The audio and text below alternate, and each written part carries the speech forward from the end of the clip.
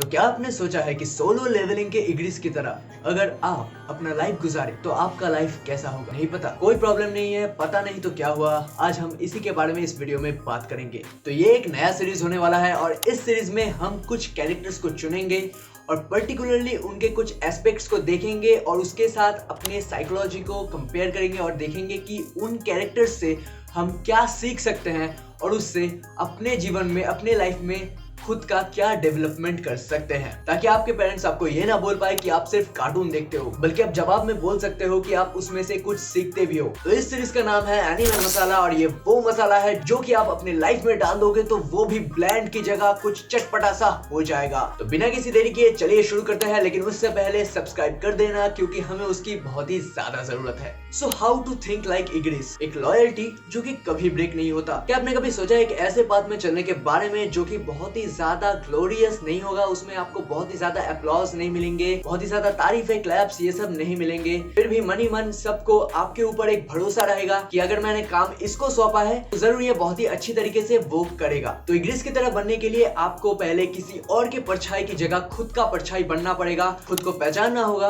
और बहुत ही शांत वे में सारे काम को एग्जीक्यूट करना होगा, जिसके कारण एक सन्नाटा सा तो होगा, लेकिन उस सन्नाटे में आपका जो एक्शन होगा वो किसी स्क्रीम से भी ज्यादा लाउड होगा। तो चलिए अब इस बात को कुछ पॉइंट्स में तोड़ के धीरे धीरे अच्छे से समझते हैं। सो पहला पॉइंट, न्यूरोप्लास्टिसिटी। तो न्यूरोप्लास्टिसिटी कैसे काम करता है, इसके लिए हमें ये जानना जरूरी है कि पहले जो भी बैड हैबिट्स है, तो बैड हैबिट से मेरा मेन मतलब यही है कि उल्टा होके पड़े रहना और किसी भी चीज के बारे में ज्यादा सोचना और ओवरथिंक करना कि हाँ अभी ये करना है, उसके बाद ये करना है, इसके बाद ये चीज लेना है, वो चीज लेना है, लेकिन सिर्फ सोचना और उसको असलियत में ना करना। तो ये चीज सबसे पहले छोड़ना होगा। तो कुछ एक्टिविटीज में अपना ध्यान लगाओ, जैसे कि बाहर जाके खेलना या फिर चेस खेलना। अब तुम ये सोचोगे कि कोई भी एक आउटडोर स्पोर्ट गेम या फिर कुछ भी खेल रहा हूँ या फिर कोई एक्टिविटी कर रहा हूँ, उससे मेरा फिजिकल ट्रेनिंग हो रहा है, लेकिन माइंड कैसे ट्रेन हो रहा है, तो ये बिल्कुल गलत बात है। क्योंकि एक चीज में अगर तुम पर्टिकुलरली बहुत टाइम तक इन्वॉल्व रहोगे तो वो कैसे वर्क कर रहा है, कैसे तुम उसको एग्जीक्यूट करोगे, कैसे वो अगर गेम हुआ तो कैसे उसको जीतोगे, उस चीज में ज्यादा से ज्यादा अपना माइंड इन्वॉल्व करोगे और क्रिटिकल थिंकिंग करोगे। और क्रिटिकल थिंकिंग एक माइंड के स्टेबलनेस के लिए बहुत ही ज्यादा जरूरी है। कभी भी कुछ भी हो जाए तो उस समय में आप कैसे शांत रह सकते हो और अपना काम को अच्छे से एग्जीक्यूट कर सकते हो। तो देखो, एनिमे कैरेक्टर होने के नाते इग्रिस बहुत ही ज्यादा स्ट्रॉन्ग है और वो बहुत सारे उसके पास एबिलिटीज है, वो सब तो हम रियल लाइफ में बिल्कुल ही नहीं कर सकते। और मैं ये भी नहीं बोलूंगा कि ट्रेनिंग करो, एक नाइट की तरह बॉडी बनाओ, उस सब के लिए नहीं है। हमारा मेन टॉपिक है मेंटल फोकस और मेंटल डेवलपमेंट। तो देखो भाई, जो लॉयल्टी है ना, वो चीज कोई फीलिंग नहीं है, लॉयल्टी एक डिसीजन है। लॉयल्टी एक डिसिप्लिन है कि बार बार तुम कंफर्ट को छोड़ के अपना पर्पस के लिए कैसे अपने माइंड को फोकस कर रहे हो और उसको बार बार रिपीटेडली कर रहे हो कि ताकि वो तुम्हारे माइंड में, ब्रेन में एकदम बैठ जाए। क्योंकि देखो, एक दिन मैंने बहुत ही ज्यादा कर दिया, मतलब ओवर कर दिया, ठीक है, और उसके बाद 2 दिन 3 दिन कंटिन्यू किया, 1 हफ्ता कंटिन्यू किया, उसके बाद छोड़ दिया, तो उससे कोई फायदा नहीं है। चाहे शुरुआत छोटी करो लेकिन कंसिस्टेंट रहो, क्योंकि slow and steady wins the race, blah blah blah, सभी को पता है, वही खरगोश और कछुए की कहानी। अगर वो खरगोश जो कि फास्ट ऑलरेडी था वो भी स्टेडी रहता तो बहुत ही आसानी से वो मैच जीत सकता था। मोरल यही है। Number 2, demeanour. अब इग्रिस के डिमीनर में क्या आता है, स्टिलनेस और काल्मनेस पे महारत हासिल करना। अब देखो, इग्रिस शांत है, इसलिए नहीं कि वो बहुत ही ज्यादा पैसिव है, बल्कि इसलिए कि वो बहुत ही ज्यादा फोकस्ड है अपने काम के लिए। सोचो एक ऐसे वर्ल्ड के बारे में जहां पर चारों तरफ बहुत ही ज्यादा नॉइज हो और कोई कुछ भी बिना सोचे ऐसे चिल्लाया जा रहा है, आर्गुमेंट कर रहा है। उस टाइम पे जो एकदम शांत रह के सब कुछ ऑब्जर्व करके चीजों को अच्छी तरीके से सोचता है, वो पहले से ही बहुत ही ज्यादा मिस्टीरियस बन जाता है और उसी चीज को आजकल लोग ऑरा कहते हैं। तो मेन बात यही है कि कोई भी काम करने वक्त भी अपने साइलेंस को ऐसे मेंटेन करना है कि वो एक इंटेंशन को रेडिएट करे। मतलब तुम शांत हो लेकिन फिर भी लोग तुम्हारे आंखों की तरफ देख के बोल सकते हैं कि इसका इंटेंशन ये है और वो बहुत ही ज्यादा क्लियर है। तो इस चीज के लिए मैं बहुत ही ज्यादा सिंपल सा एक ट्रिक बोलूंगा। पूरे दिन में 10 मिनट 5-5 मिनट करके डिवाइड कर लो। पहला 5 मिनट दिन के कभी भी पूरा एकदम शांत बैठना है, एकदम मेडिटेशन करने के जैसे।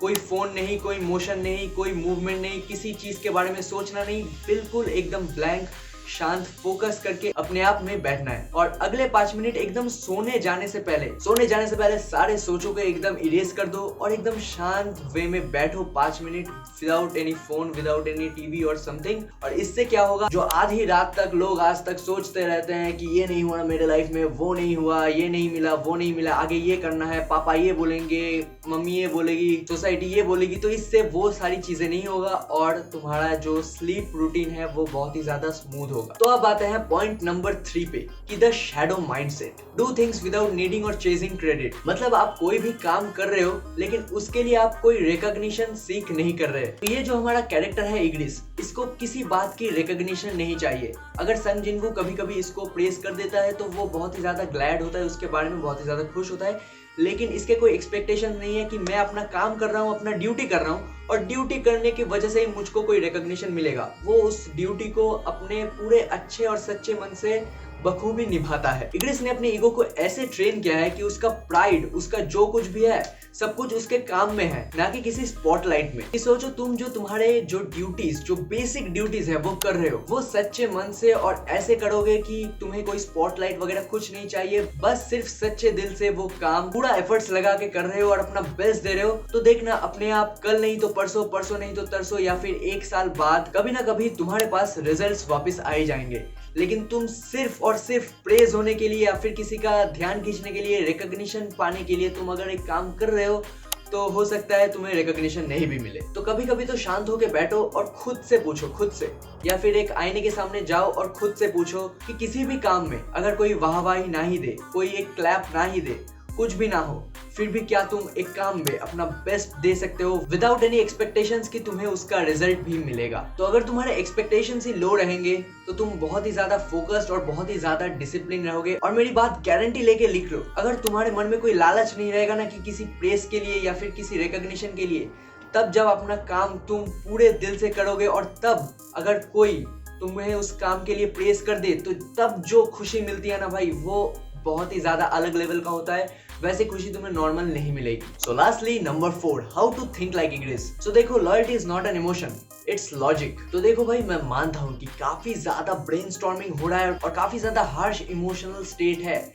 उसमें कभी कभी लॉयल्टी मर जाती है, लेकिन उसको तुम्हें कंट्रोल करके रखना पड़ेगा, क्योंकि जो मेंटली स्टेबल होता है वही जनरल बनने के लायक होता है। वाह क्या लाइन बोला है।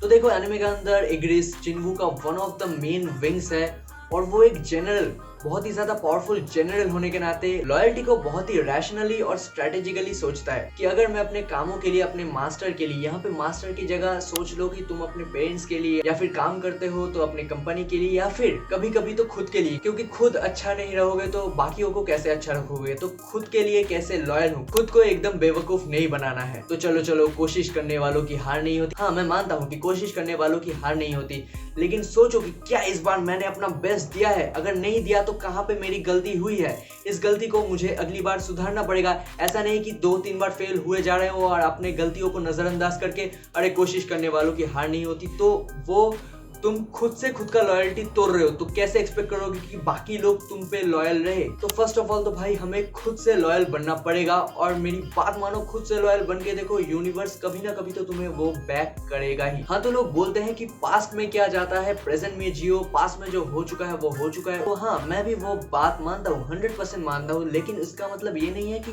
पास्ट के बारे में सोचोगे ही नहीं, रोके कोई फायदा नहीं होगा। लेकिन सोचो कि कब तुमने किसी हार्ड सिचुएशन में एक काम को इमोशन के बेसिस में ही कुछ एक कर दिया था कि एंगर ड्रिवन होके या एनवी ड्रिवन होके या फिर कुछ भी। और ये भी सोचो कि कब तुमने हार्ड सिचुएशन में रहते हुए भी एकदम रैशनली, एकदम प्रैक्टिकली सोच के कुछ चीजों को अंजाम दिया था। और ये भी सोचो कि उस वक्त सिचुएशन और सर्कमस्टेंसेस कैसे थे, कौन सा लाइफ का टुकड़ा किस जगह पर बैठा था, और सब कुछ को सोच के और जोड़ के ही तुम्हें अपना आंसर मिल जाएगा। तो मेरा कहने का मतलब ये है कि जितना तुम अपने एक्शंस को वैल्यूज के साथ जोड़ोगे, इमोशन को थोड़ी देर के लिए साइड हटा के, उतना तुम ज्यादा मेंटली स्ट्रांग बनते जाओगे। कंक्लूजन यही है कि इग्रिस की तरह बनने के बाद आप कुछ ऐसे कोल्ड हार्टेड वगैरह नहीं बन जाओगे कि बहुत ही ज्यादा रूड बन गया, ये वो कुछ ऐसा नहीं, बट अब बहुत ही ज्यादा डिसिप्लिन और स्टेडी हो जाओगे कि अपने काम को लेकर बिल्कुल सीरियस और ज्यादा ओवर हाइप ना होके धीरे धीरे करके अपने काम को अच्छे से एग्जीक्यूट करना है और वो भी रेगुलरली। तो हाँ गाइस, आज का वीडियो बस यहीं तक। ये सारी चीजें जो मैंने बताया वो ध्यान से सोचना और अपने लाइफ में इंप्लीमेंट करना तो बिल्कुल भी मत भूलना। और अगर ये वीडियो अच्छा लगा तो वीडियो को लाइक करें और